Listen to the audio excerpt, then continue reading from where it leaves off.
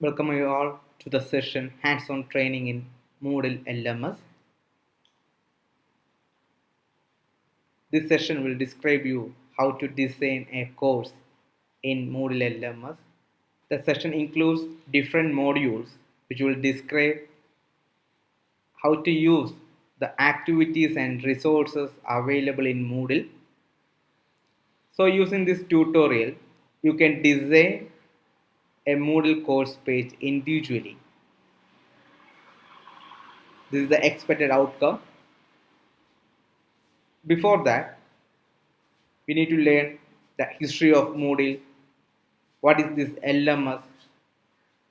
So what are the other LMS available? And what is the use of this online platform? How to synchronize your online platform with classroom teaching? So what is this online platform?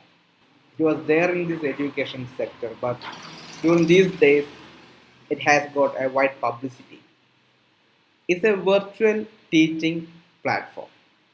This COVID-19 pandemic has affected education sectors worldwide, leading to total closure of schools and colleges.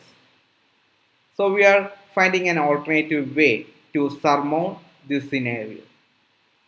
So this COVID-19 lockdown or the lockdown induced crisis compels teachers and students to resort to this online mode.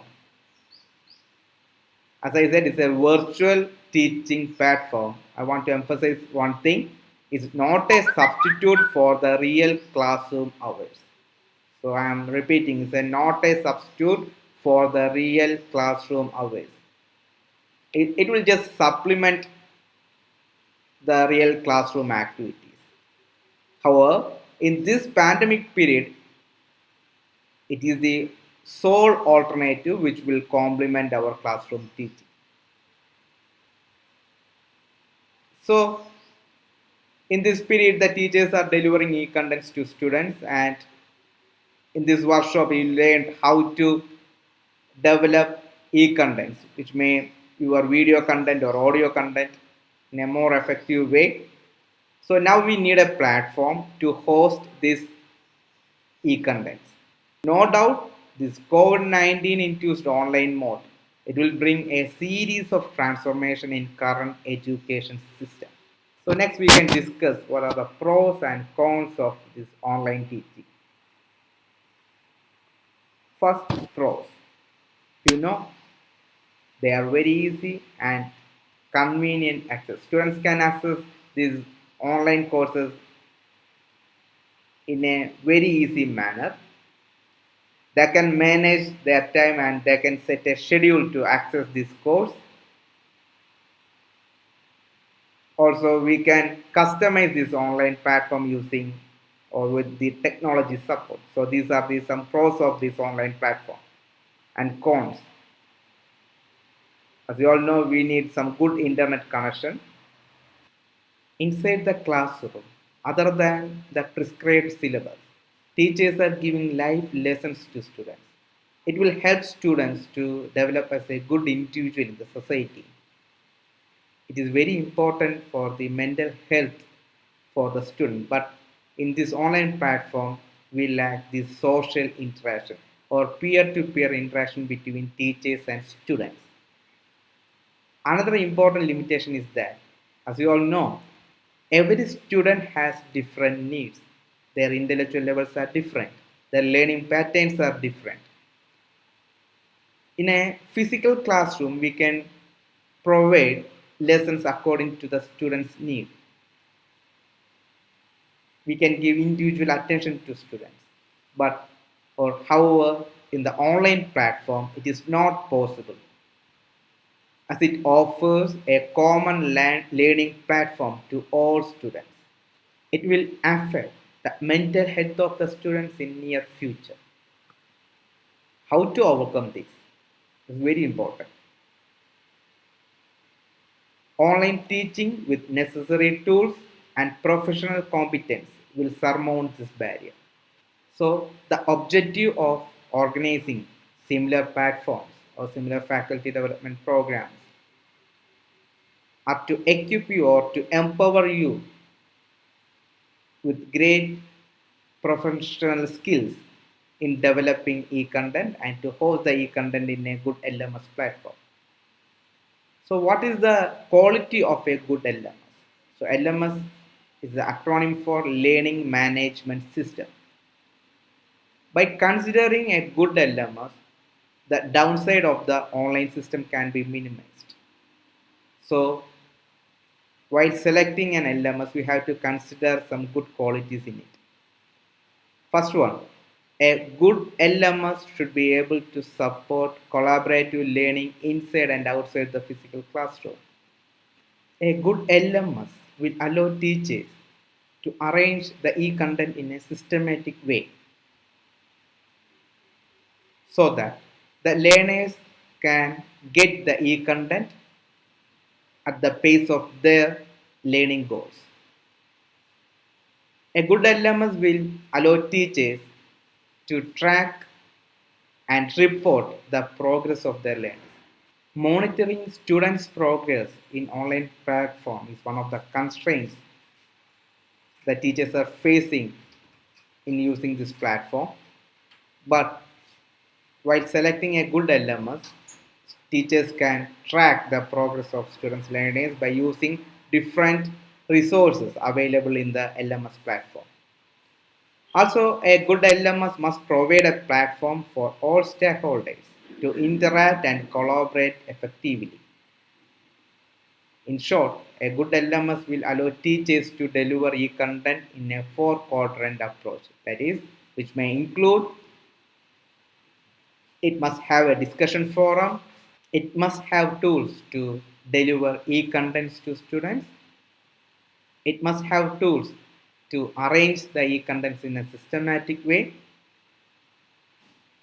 teachers can conduct online exams in an effective way. If you select a LMS with these qualities, you can deliver your e-content in a better way to students. Moodle, Modular Object-Oriented Dynamic Learning Environment. Moodle is one of such good LMS which is widely used worldwide. We can have a look at other LMS platforms that are used by many teachers and we can discuss what is the advantage of using Moodle over other LMS platforms. You can opt two methods to deliver e-content. First one is the synchronous mode of teaching. As the word means, it takes place in real time with groups of learners. Most of the live sessions are synchronous mode of teaching. Here feedback is immediate and you can answer the learners' questions instantly. But it's very important. Learners can't access contents when they like. It depends on the internet speed. For the students who are residing at cities may able to access the content, but the students who are residing at villages are not able to, where the internet connection is so poor, the students are not able to access the content. So it may create digital divide among students. So it is very important. So you can use Google Meet, Zoom, Microsoft Teams to deliver the synchronous mode of teaching. If you are delivering your e-contents using synchronous mode of teaching or if you are using these live sessions, you must confirm the availability of contents among students, whether it is accessible to students or not. If students are not able to get your e-contents, what is the purpose of delivering e-contents to students? As students are the real consumers of knowledge. While opting synchronous mode of teaching, we must consider these points. Next, asynchronous mode of teaching. In asynchronous mode of teaching, teachers can host their e-contents in any of the LMS platforms, so which will give opportunity for the students to access contents in their own space, which means self-paced learning is possible in asynchronous mode of teaching. He or she can access the content once their network strength is strong. So it won't create that much of digital divide among students. So compared with synchronous mode of teaching, asynchronous mode of teaching will serve the purpose in a better way. Also, through this asynchronous mode of teaching, you can train thousands of learners simultaneously. So one of the limitations, there is no direct interaction between teachers and learners. So compared with synchronous mode of teaching, here no real-time activities are possible. So this is one of the limitations of asynchronous mode of teaching. So examples are Google Classroom, Canvas, and Moodle. So in my opinion, the best way is to synchronize these two methods. That's upload course in or upload course content in good LMS platform and then schedule a live discussion or live session for activating the discussion. So this synchronous method will, I think, in my opinion, it is one of the best methods to follow. Now we can compare some of the applications which are widely used for conferencing. So Google Meet is there, Zoom is there, Microsoft Team is there. In Google Meet, the bandwidth is very small, so it won't consume much of the internet data of the students. You can install extensions like Meet Attendance, Grid View, etc. from Chrome Web Store, which will provide a better look to the Google Meet. So through this Meet Attendance, you can take the attendance of the students. Another important thing is that no separate app is required. So direct browser access is possible. Limitation is only 100 users are permitted. If you have G Suite account, you can have 250 users, 250 allowed users. Then Zoom, the bandwidth is large, about zero point 0.8 Mbps. For 1 second, it may consume zero point 0.8 megabyte. So for 1 hour Zoom meeting, for one-to-one Zoom meeting, it may consume around 800 MB for 1 hour. So it is huge. So annotation tools are available. You can use whiteboard facilities there. Separate app is required. Direct browser access is not possible. Here also 100 users are permitted and will time out after 40 minutes.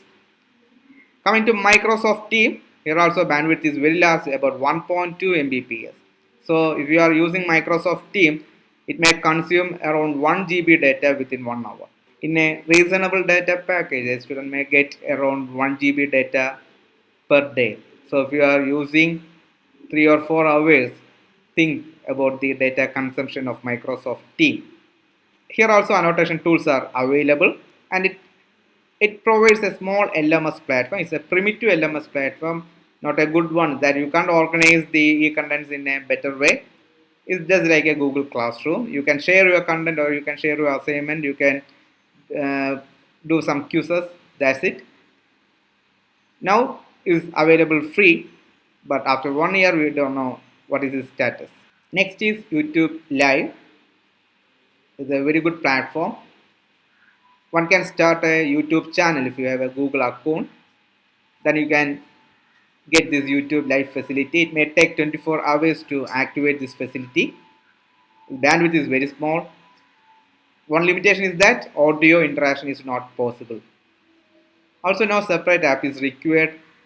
Browser access is possible. And the best thing is large number of users are permitted. So we discussed 4 platforms: Zoom, Meet, Microsoft Team, YouTube Live. The selection of above methods, it should be based on one's requirement. Next, we can then some characteristics of this Google Classroom. It's a freely available LMS and is a part of Google Apps for Education. Teachers can use this service to host their e-content in a simplified way, and students can access these course contents and they can interact with teacher with teachers and other learners.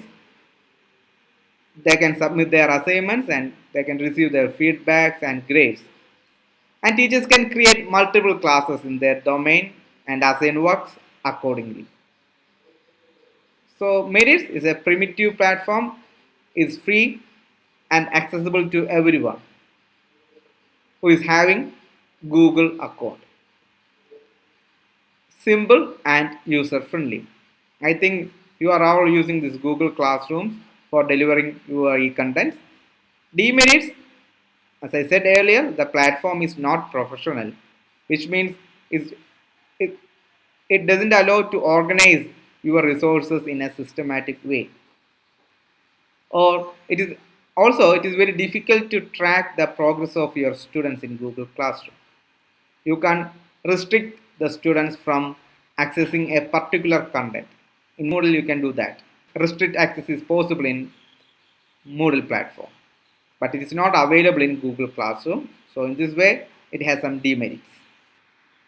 Next is Moodle, Modular Object Oriented Dynamic Learning Environment, is one of the world's most popular LMS systems. It offers a private learning space online with full of engaging resources and activities.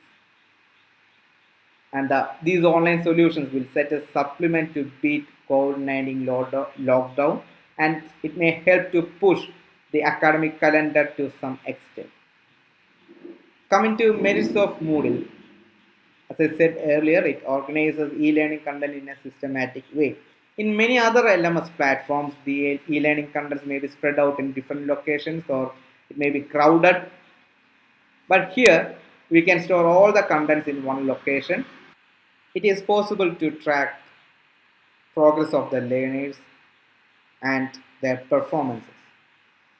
It has a discussion forum, which is used to activate discussions. Teachers can supply various e-learning contents like video, audio, text, etc. You can conduct online tests. Log attendance and activity completion reports are possible in Moodle platform. We hosted this workshop in Moodle platform. So you are now experiences the features of Moodle as a student. I think you are all satisfied with this platform because here the contents are not crowded. All contents are organized in a systematic way. You can spot a particular day's content with much easiness. So these are the features of Moodle. These are the features which is going to experience by a student if you host your e-learning content in Moodle platform, one of the good LMS platform. Another important thing is that it doesn't consume much internet data compared with this Microsoft Team or Zoom. It doesn't consume much internet data, so it is a blessing for the students if you host your e-content in Moodle platform. If we look at the statistics of this usage of Moodle, the numbers are very large.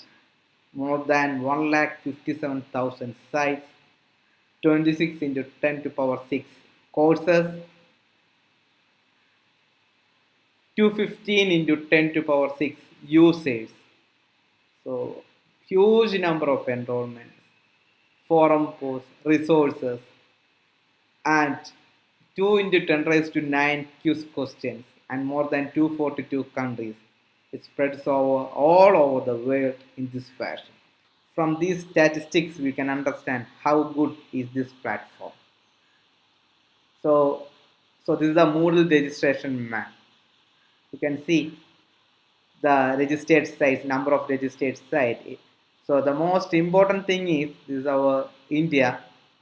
It's in this run with most number of registered sites, more than 11,946 compared with America is 11,786. So most number of registered sites are here in our India. So these are the statistics. So this is why we are offering this Moodle LMS to you all.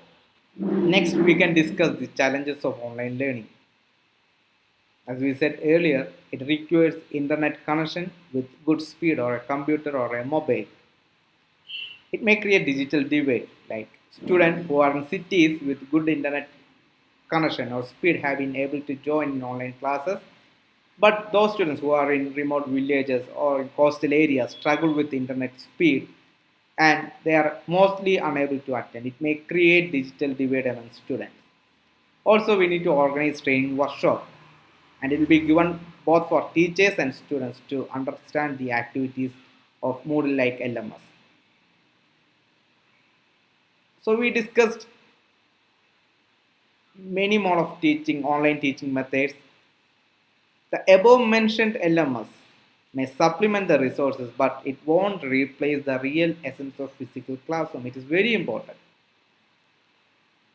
because the important part of attending a school or college is the peer-to-peer interactions and socialization. But in online platform, these face-to-face interactions are not possible. These face-to-face interactions in a regular basis, it is necessary for one to maintain a healthy social life. Unfortunately, this online learning takes away this element. We need to remember this actual face-to-face interaction is key in the longer run. This diagram explains the best approach to be followed, that by effectively integrating the essence of physical classroom with the technology of online platform, which is called blended learning approach. So using this approach, we can shape the future education system in a better way. Thank you.